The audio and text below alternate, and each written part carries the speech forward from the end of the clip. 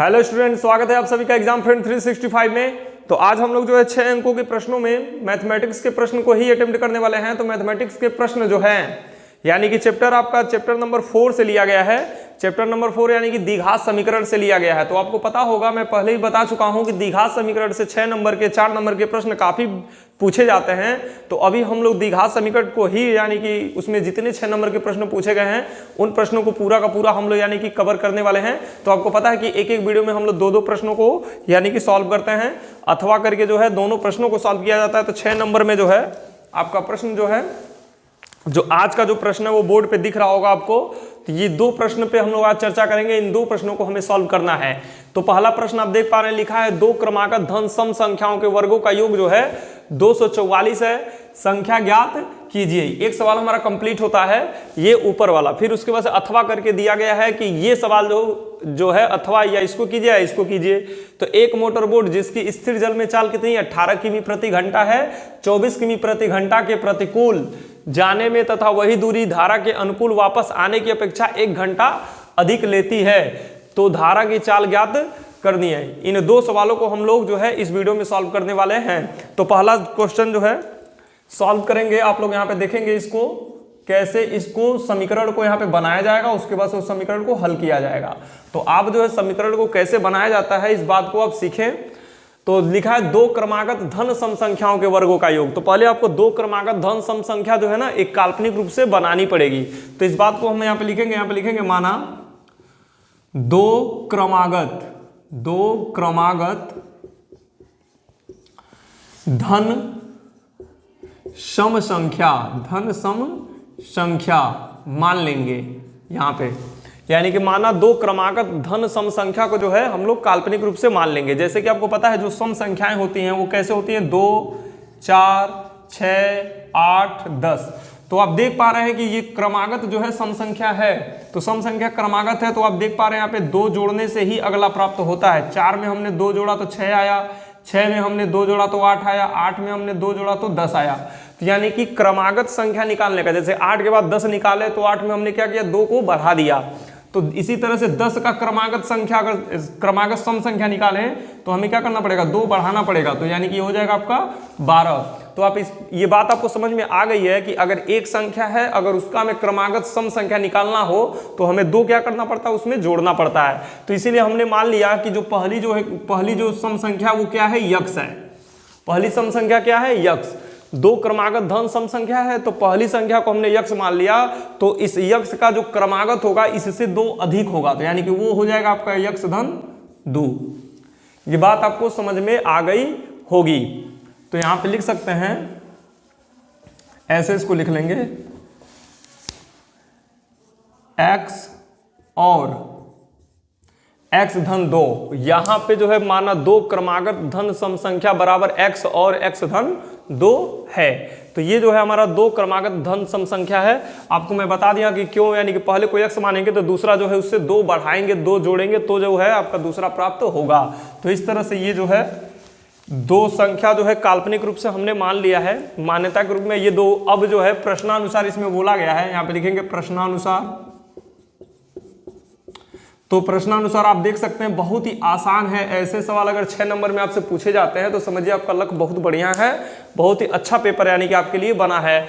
तो यहाँ पे देख सकते हैं इसमें जो शर्त है ना बहुत ही इजी आसान है। कह रहा है 2 क्रमागत धन सम संख्या के वर्गों का योग कितना है, 244 है। यानी कि जो 2 जो है क्रमागत जो धन सम संख्या है उनका वर्ग करके और उनको जोड़ने पर कितना आता है, 244। तो ये काम हम लोग कर लेंगे। यहाँ पे पहली संख्या जो उसका वर्ग कर दिए, दूसरी जो संख्या है उसका वर्ग कर दिए, इनके वर्गों का योग कर दिए। तो इनके वर्गों का योग कितना हो जाएगा आपका, 244 हो जाएगा, 244। बस सवाल का जो है समीकरण आपका बन चुका है। यहाँ पे आप देख सकते हैं, इसे प्रश्न में बोला था, जिस तरह से प्रश्नानुसार हमने लिखा है, प्रश्न में जैसे शर्त दिया था वैसे हमने यहाँ पे कर दिया है। तो अब इसको सॉल्व करेंगे, इसको हम लोग यानी कि व्यापक रूप में लाएंगे द्विघात समीकरण के। तो इसे हम लोग लिख सकते हैं यहाँ पे x स्क्वायर प्लस इनका जो है a प्लस बी का होल स्क्वायर से इनका प्रसार करेंगे। तो ये हो जाएगा आपका x स्क्वायर प्लस 4 हो जाएगा और प्लस क्या हो जाएगा 4x इज इक्वल टू हो जाएगा 244। आप इस बात को समझ पा रहे होंगे, यहाँ पे ए स्क्वायर बी स्क्वायर, तो 2 का वर्ग करेंगे 4 हो जाएगा, प्लस 2ab, यानी कि 2ab करेंगे तो 4x हो जाएगा। इन्हें और अरेंज करेंगे तो एक्स स्क्वायर है, तो यहाँ पे इन दोनों को जोड़ के इसको हम लोग लिख सकते हैं 2x स्क्वायर। कितना लिख सकते हैं? 2x square. ठीक, ये दोनों ऐड हो जाएगा। उसके बाद आपका प्लस 4x, ठीक, और यहाँ पर आपका प्लस 4 है, और ये इधर आएगा तो क्या हो जाएगा? माइनस 244, यानी कि 244।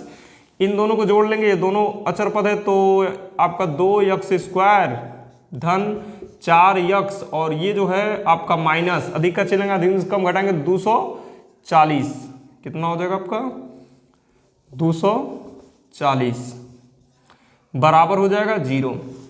इसको और छोटा कर सकते हैं, और छोटा करने का इन द सेंस ये 2 से, ये जो है ना 2 से दोनों पक्षों में भाग कर देंगे, तो ये हो जाएगा आपका x स्क्वायर धन 2x माइनस 120 बराबर हो जाएगा 0। इस बात को आप समझ पा रहे होंगे। यहाँ पे 2 से मैंने क्या किया? दोनों पक्षों में भाग कर दिया ताकि ये और छोटा हो जाए। अब जो है यहाँ पे इनका गुणनखंड विधि से x यानी कि इस द्विघात समीकरण को हल करेंगे और x का मान निकालेंगे। तो यहाँ पे आप देख पा रहे हैं ये x स्क्वायर जैसे वैसे रहेगा। 2 को इस प्रकार से आपको सेट करना है कि जोड़ने पे जो है, घटाने पे जो है 2 आ जाए और गुणा करने पे 120 आ जाए। तो इसको हम लोग करेंगे 12 माइनस 10 पे। कैसे सेट करेंगे? 12 माइनस 10 पे सेट करेंगे। 12 माइनस 10, तो 12 में से अगर 10 घटाते हैं तो 2 आ जाएगा, और 12 का 10 में गुणा करेंगे तो 120 हो जाएगा। यहाँ पे x रहेगा माइनस 120 बराबर 0। ये सारी बातें मैं पढ़ा चुका हूँ, इस बात को आप समझ पा रहे होंगे। तो यहाँ पे x स्क्वायर धन इनका गुणा करेंगे 12x माइनस 10, x माइनस 120 बराबर हो जाएगा 0।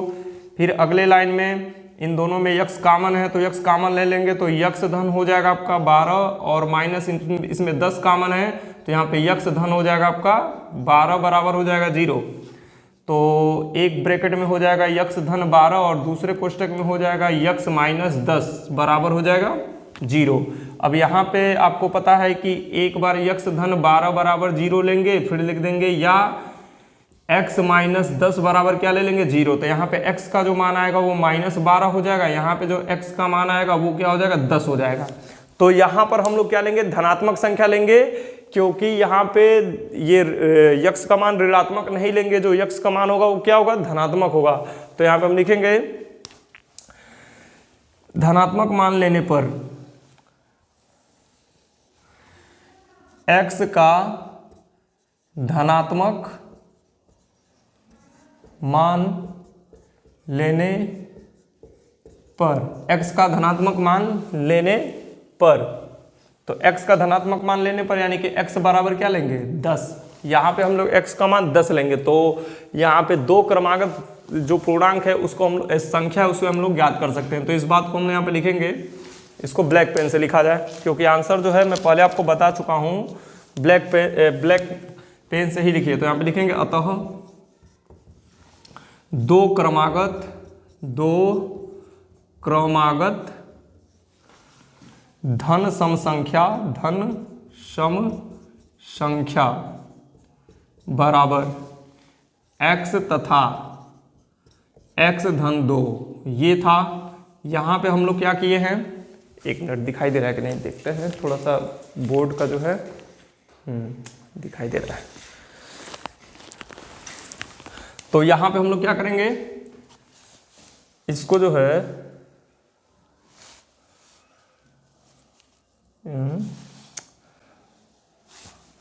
x,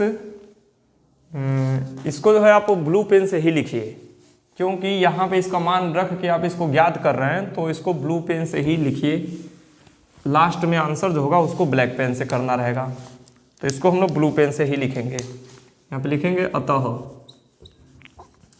2 क्रमागत धन सम संख्या बराबर x तथा x धन 2, ये है। यहाँ पे x का मान रखेंगे तो x का मान क्या लिए हम? 10। x का मान क्या लेना है? 10। यहाँ पे लिखा है x का धनात्मक मान लेने पर, यानी कि x बराबर 10 लेने पर, तो 10 तथा, और यहाँ पे आपका 10 धन 2 हो जाएगा यानी कि 12। तो इसको लिखेंगे 10 तथा 12, 10 तथा 12।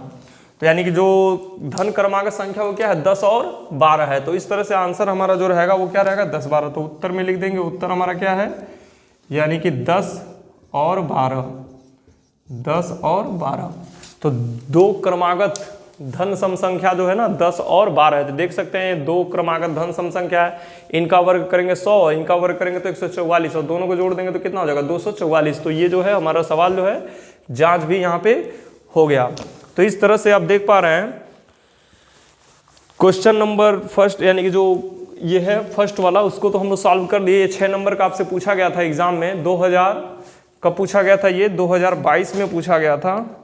हाँ ये 2022 में पूछा हुआ क्वेश्चन है। और ये जो क्वेश्चन नीचे वाला है ये 2023 में पूछा गया था। ये जो है आपका 2022 में पूछा गया था और ये जो है आपका 2023 में। नीचे वाला क्वेश्चन 2023 यानी कि पिछले वर्ष पूछा गया था। इस क्वेश्चन को हम लोग सॉल्व करेंगे, मोटर बोट वाला। ये भी बहुत ही अच्छा प्रश्न होता है। तो अगले क्वेश्चन को आप देख पा रहे हैं यहाँ पे। नेक्स्ट क्वेश्चन जो है अथवा करके 2023 में पूछा हुआ क्वेश्चन है। ये बहुत ही महत्वपूर्ण क्वेश्चन है। इसको हम लोग देखेंगे। लिखा है एक मोटर बोट जिसकी स्थिर जल में चाल कितनी 18 किमी प्रति घंटा है, 24 किमी धारा के प्रतिकूल जाने में तथा वही दूरी धारा के अनुकूल वापस आने की अपेक्षा 1 घंटा अधिक लेती है, धारा की चाल ज्ञात कीजिए। तो सबसे पहले हमें जानना पड़ेगा ये जो प्रतिकूल है क्या है, प्रतिकूल और अनुकूल, ये क्या होता है। यही सवाल का जो ट्रिक यानी कि मेन ट्रिक है कि प्रतिकूल और अनुकूल क्या होता है। तो प्रतिकूल का मतलब कि धारा के विपरीत दिशा में, जैसे कि धारा जिधर से धारा की जो दिशा है, मान लीजिए जल है तो धारा की दिशा ऐसी है, और जो बोट है तो बोट की दिशा कैसी है, बोट की दिशा भी क्या है धारा की दिशा में ही, जिधर पानी बह रहा है उधर ही यानी कि हमारा क्या हो रहा है बोट भी जो है आपका जा रहा है। तो इसको हम लोग बोलेंगे अनुकूल, यानी कि धारा के अनुकूल यानी कि बोट चल रही है। लेकिन अगर मान लीजिए धारा जिधर बह रही है और बोट की दिशा इधर हो जाए, बोट इधर की तरफ जा रही है, तो इसकी क्या हो गया प्रतिकूल हो गया। तो इस स्थिति को हम लोग क्या बोलेंगे प्रतिकूल। तो प्रतिकूल में समय ज्यादा लगता है और अनुकूल में समय क्या लगता है कम लगता है। इस बात को आप समझ पा रहे होंगे, ये व्यवहारिक बातें हैं। यानी कि जिधर धारा की चाल है, धारा की दिशा में अगर हम नाव चलाएंगे तो यानी कि जल्दी हम पहुंचेंगे, धारा के विपरीत अगर नाव को हम लेकर आते हैं तो यानी कि हमें समय ज्यादा लगेंगे। तो इस बात को आप समझ चुके हैं प्रतिकूल और अनुकूल।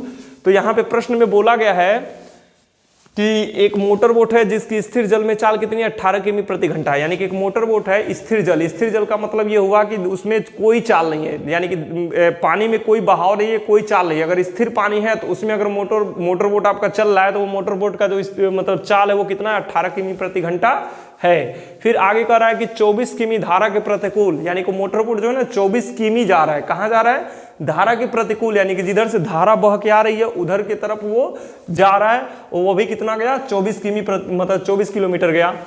फिर जाने में तथा वही दूरी धारा के अनुकूल वापस आने में, फिर वहां पे गया, फिर वहां से वही दूरी, जितना दूरी गया था 24 और 24 दूरी ही वो वापस आ रहा है। तो वापस आने की अपेक्षा 1 घंटा अधिक लेती है। यानी कि ये प्रतिकूल वाला जो समय है ना वो 1 घंटा क्या लेती है अधिक लेती है।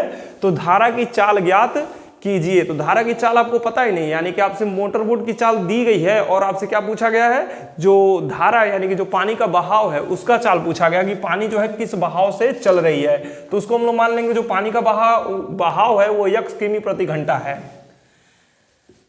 तो यहां पे लिख लेंगे माना धारा की चाल बराबर x किमी प्रति घंटा, x किमी प्रति घंटा। चलिए ये धारा की चाल हमने मान लिया x किमी प्रति घंटा। फिर उसके बाद हम लोग क्या करेंगे ये निकालेंगे कि धारा के जब प्रतिकूल जा रहा है तो कितना समय ले रहा है और धारा के अनुकूल आ रहा है तो उस मोटर बोट को जाने में कितना समय लग रहा है, क्योंकि हम लोग समय निकालेंगे। तो यहां पे लिख लेंगे हम लोग धारा के प्रतिकूल धारा के प्रतिकूल जाने में लगा समय। तो आपको पता है समय कैसे निकालते हैं, समय बराबर होता है दूरी बटे चाल। तो ऊपर रहेगा दूरी और नीचे क्या रहेगा चाल रहेगा। तो आपको पता है जब ऊपर यानी कि दूरी है तो दूरी कितना गया, वो कितना प्रतिकूल में दूरी गया है 24 किमी की दूरी गया है, और नीचे क्या रहेगा चाल। तो चाल आप देख पा रहे हैं, मोटर बोट किस चाल से जा रहा है, 18 की चाल से जा रहा है, लेकिन प्रतिकूल जा रहा है, यानी कि उधर से धारा बह रही है, तो धारा उधर से आ रही है, तो उसको धारा क्या करेगी, रोकेगी। तो जब धारा के प्रतिकूल जाएगा तो याद रखें प्रतिकूल में धारा की चाल क्या हो जाएगी, घट जाएगी। यानी कि जो बोट की चाल है, किसकी चाल है, बोट की चाल में से धारा की चाल क्या होगी, घटेगी। और अनुकूल में क्या हो जाएगा, बोट के चाल के साथ जो है धारा की चाल क्या हो जाएगी, जुड़ जाएगी। ये बात आप समझ पा रहे हैं, व्यवहारिक बातें हैं। जब अनुकूल यानी कि धारा के साथ बह रही है तो धारा की भी चाल जुड़ जाएगी और बोट की भी चाल जुड़ जाएगी। यानी कि जिधर धारा बह रही है उधर ही नाव भी यानी कि चल रहा है, तो दोनों की चाल क्या हो जाएगी, जोड़ लेंगे, तब वो नाव आगे का यानी कि उसका टोटल चाल हुआ। और प्रतिकूल में क्या हुआ कि नाव तो यानी कि जो नाव है, जो बोट है, वो तो अपनी चाल से जा रही है, लेकिन उधर जो धारा की चाल है, जितनी धारा की चाल है उतना उसको चाल क्या कर रहा है, कम कर दे रहा है, तो उसको चाल को क्या कर देंगे, घटा देंगे। तो यहाँ पे धारा के प्रतिकूल जाने में लगा समय, तो समय बराबर दूरी बटे चाल। तो आपको पता है कि बोट का जो चाल है वो 18 है और धारा की जो चाल है वो क्या है, x है, तो धारा इसको क्या करेगी, घटा देगी। यानी कि 18 माइनस क्या हो जाएगा, x, किमी प्रति घंटा हो जाएगा, किमी प्रति घंटा, सॉरी किमी प्रति घंटा नहीं होगा, ये तो हम लोग समय निकालना है ना। तो आपको पता है समय का जो मात्रक है वो क्या होता है, घंटा में हम लोग समय निकालें, तो ये हो जाएगा आपका 24/18 माइनस x घंटा, इतना समय वो लेगा। बात आपको समझ में कुछ आया। यहाँ पे हमने क्या निकाला है, धारा के प्रतिकूल जाने में लगा समय, तो जब धारा के प्रतिकूल जाने में लगा समय, समय बराबर दूरी बटे चाल।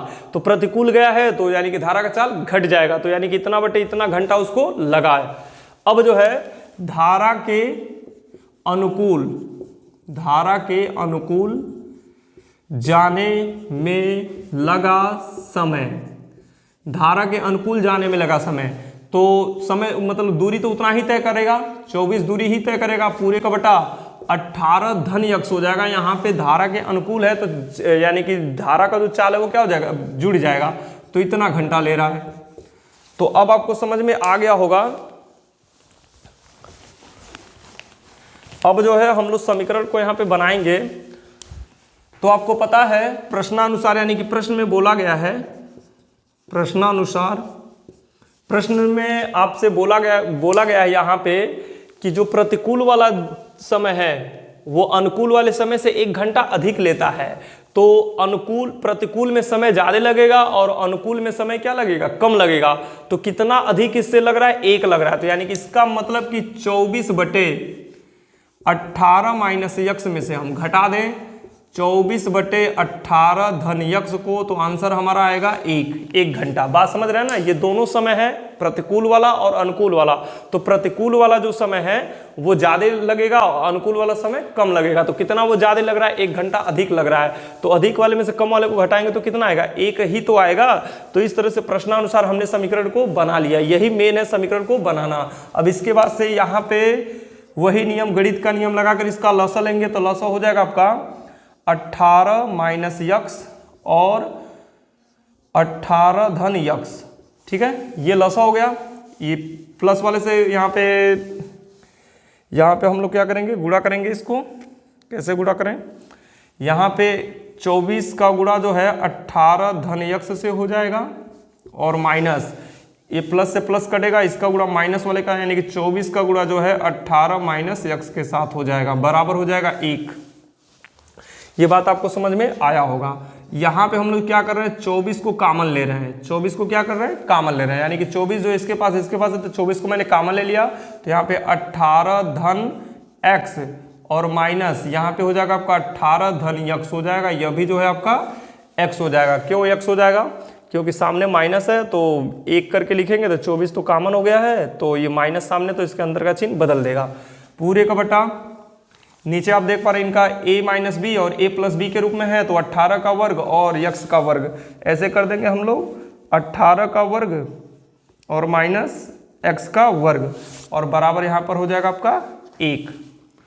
तो ऊपर 24 रहेगा और यहाँ पे आपका 18 से 18 कैंसिल हो रहा है, और धन x यानी कि 2x हो जाएंगे। कोष्टक में क्या हो जाएंगे, 2x हो जाएंगे। पूरे का बटा 18 का गुणा 18 में कर लीजिए, कितना हो जाएगा, 18 गुणे 18 का 2 बार गुणा करेंगे, 8 8 64 के 4 हासिल 6, 8 एकम 8 6 14, 144 और फिर 18, 4 2 324, कितना हो रहा है 324 और माइनस एक्स स्क्वायर बराबर हो जाएगा 1। अब यहाँ से हम लोग क्या करेंगे, तिर्यक गुणा कराएंगे, इसके नीचे एक छिपा है, तिर्यक गुणा कराएंगे तो इसका गुणा इसके साथ करेंगे तो हो जाएगा माइनस एक्स स्क्वायर और धन 324। बात को समझना है, यहाँ पे इसका गुणा हम इसके साथ कर रहे हैं तो पहले इस पद को लिखे, फिर उसके बाद से इस पद को लिखें, फिर बराबर इन दोनों का गुणा 24 दूना कितना हो जाएगा 48 यक्स। ऐसे इनको जो है अरेंज करेंगे तो माइनस एक्स स्क्वायर और माइनस 48 यक्स और यहाँ पे धन 324 बराबर कितना हो जाएगा 0। अब यहाँ पे इसको अभी हम लोग सॉल्व करेंगे। देख पा रहे हैं ये सामने माइनस है तो दोनों पक्षों का चिन्ह क्या हो जाएगा, बदल जाएगा ऑटोमेटिक, यानी कि इसको हम लोग लिख सकते हैं एक्स स्क्वायर धन, सबका चिन्ह बदल जाएगा, ये हो जाएगा आपका 48 एक्स और ये माइनस प्लस है तो माइनस हो जाएगा 324 बराबर हो जाएगा 0। अब इसे जो है हम लोगों को सॉल्व करना है, तो सॉल्व करके इसे हमें क्या लाना है, एक्स का मान लाना है, वही हमारा क्या हो जाएगा आंसर हो जाएगा, यानी कि जो धारा का जो चाल है वो निकल जाएगा। तो इसे जो है यहाँ से सॉल्व करेंगे तो घटाने पर 48 लाना है और गुणा करने पर 324 लाना है। तो कैसे सेट किया जाए इसको, पहले 324 को आप जो है अभाज्य गुणनखंड कर लें, 2 से कटेगा 1 बार में, 6 बार में, 2 बार में, फिर इसको 2 से काटा जाए 1 बार में, फिर 3 से काटेंगे 27 बार में और फिर इसको 3 से काटा जाए 9 बार में, फिर 3 ऐसे होगा। तो इसको कैसे सेट किया जाए, 3 3 2 3 6 6 3 18, तो इसको जो है 18 कर दे, 18 और 3 3 9 9 दूना 18, तो 18 में से 18 जाएगा, होगा नहीं, कैसे होगा कैसे होगा, 2 दूना 4 4 तिया 12 12 तिया 36, 3 3 9 36, ऐसे करते हैं, 3 3 9 9 3 27 27 और 2 में 27 दूना कितना हो जाएगा आपका 54, 27 दूना 54 और 54 में से 6 हो जाएगा, हाँ सेट हो गया, ऐसे सेट होगा ये। आप देखिए पहले क्या कीजिए, इस 2 का गुणा इसके साथ कीजिए, इसके साथ कीजिए, इसके साथ कीजिए, तो देखिए कितना आता है, 2 तिया 6 6 3 18 18 तिया 54, कितना हो गया 54, बचा क्या ये 3, ये 2 बचा और ये 3 बचा, इनका गुणा करेंगे तो 3 दूना कितना होगा 6, तो 54 में से 6 घटा देंगे ना तो 48 आ जाएगा। तो ऐसे हम लोग सेट करेंगे 54 माइनस 6, तो यहाँ पे लिखेंगे एक्स स्क्वायर धन 54 माइनस 6 और यहाँ पे एक्स माइनस 324 बराबर हो जाएगा 0। तो एक्स स्क्वायर धन इसका गुणा कराएंगे तो हो जाएगा 54x और माइनस 6x माइनस 324 बराबर हो जाएगा 0। अगले लाइन में ये x कॉमन लेंगे तो x धन हो जाएगा आपका 54 और यहाँ पे माइनस 6 कॉमन हो जाएगा तो x माइनस हो जाएगा आपका माइनस माइनस प्लस हो जाएगा आपका 54 बार में, ये कटेगा 6 से भाग देंगे तो 6 35 और 6 चौके 24। अगले लाइन में जो है एक कोष्टक में x धन 54 हो जाएगा और दूसरे कोष्टक में जो है x माइनस 6 बराबर 0। तो एक बार हम लोग क्या करेंगे, x धन 54 बराबर 0 लेंगे, फिर हम लोग लिख देंगे या x माइनस 6 बराबर 0। तो यहाँ पे x का जो मान निकल कर आएगा x बराबर हो जाएगा आपका माइनस 54 और यहाँ पर x का जो मान आएगा हो जाएगा धन 6। तो आप देख पा रहे हैं यहाँ पे x का मान माइनस 54 है, तो माइनस में तो उस चाल नहीं हो सकता, धारा की चाल जो है माइनस में नहीं हो सकती। तो यहाँ पे ये जो आंसर है x का, ये अवांछनीय है, इस आंसर को हम लोग नहीं लेंगे, ठीक है, इसको हम लोग नहीं लेंगे। ये मान जो है हमारा x बराबर 6, इसको हम लोग लेंगे। तो ये यहाँ पे लिखेंगे अवांछनीय, जैसे कि x बराबर यहाँ पे लिखेंगे चूंकि x बराबर माइनस 54 अवांछनीय मान है,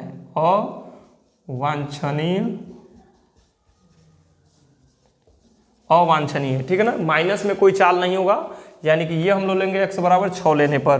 तो यहाँ पे लिखेंगे अतः धारा की चाल बराबर कितना माने थे हम लोग, x किमी प्रति घंटा, तो यानी कि हो जाएगा 6 किमी प्रति घंटा। इसे आप चाहें तो ब्लैक पेन से लिख सकते हैं। तो इस तरह से आप देख पा रहे हैं, यानी कि 6 अंक के जो प्रश्न है इसे 6 नंबर में पूछा गया था। अच्छा प्रश्न था। इस टाइप का और भी प्रश्न आपसे नाव और बोट से संबंधित जो है आपसे प्रश्न पूछे जाते हैं, तो इसका आप चाहें तो स्क्रीनशॉट ले लें। और ये सवाल आपको समझ में आया होगा। ये 6 नंबर का प्रश्न है, तो थोड़ा सा मेहनत करना पड़ेगा, हमें चीज़ें को समझना पड़ेगा, तभी जो है काम बनेगा, तभी जो है हम नंबर पा सकते हैं। तो बस आज का वीडियो इतना ही। अगले भाग में हम लोग फिर अगले नए क्वेश्चन को देखेंगे।